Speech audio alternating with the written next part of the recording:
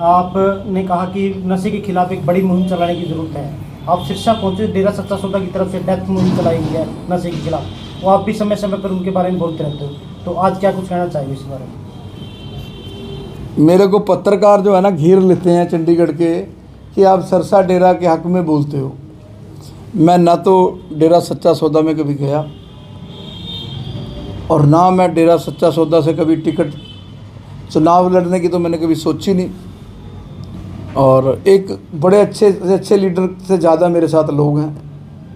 मैं तो वो बड़ा प्यारा एक गीत है, जिंदा रहने के मौसम बहुत हैं मगर जान देने की रुत रोज़ आती नहीं। मैं मरूं तो इस देश के लिए मरूं, अपने सनातन के लिए मरूं, अपने बच्चों की जो संस्कृति है उनको बचाने के लिए मरूं। रही डेरा सच्चा सौदा की बात, देखिए वो व्यक्ति, कानून ने उसके ऊपर क्या एलिगेशन लगाया, अदालतें क्या कर रही हैं, वो सब जुडिस है। लेकिन मैंने चंडीगढ़ एक प्रेस वाले को कहा था, जब उनसे पूछा गया 302 के एक केस में, तो मैंने उनको कहा था कि एक सेशन कोर्ट ने फैसला दिया, अभी 2 अदालतें बाकी हैं, और उसके कुछ दिनों के बाद फैसला आया कि वो हाई कोर्ट से एक केस में बरी हो गए। अभी भी उनके केस हाई कोर्ट में लगे हुए हैं, उस पर तो मैं कुछ बोलूँगा नहीं और मुझे कुछ बोलना भी नहीं चाहिए। लेकिन मैं समझता हूँ कि जिन वेश्याओं को हम अपने आराम के लिए इस्तेमाल करते हैं, देश की बेटी बचाओ बेटी पढ़ाओ अभियान चलाने वाले, कभी जीपी रोड दिल्ली जाना, कभी उनकी बेटियों को पूछा जाके कि बेटियां तुम क्या करती हो, ये क्यों करती हो? मैं बोलूँगा बात दूर तक जाएगी।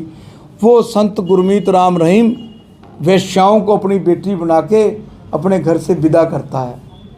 वो भारतीय सेना को जो लड़ती है देश के लिए, 140 करोड़ लोग तब सोते हैं जब बॉर्डर पर हमारा जवान जागता है, उनको खून देता है, आंखें दान करता है, अनेकों अनेक काम है। 40 साल पहले मैंने गंदगी साफ़ करता देखा नालों में बढ़ के।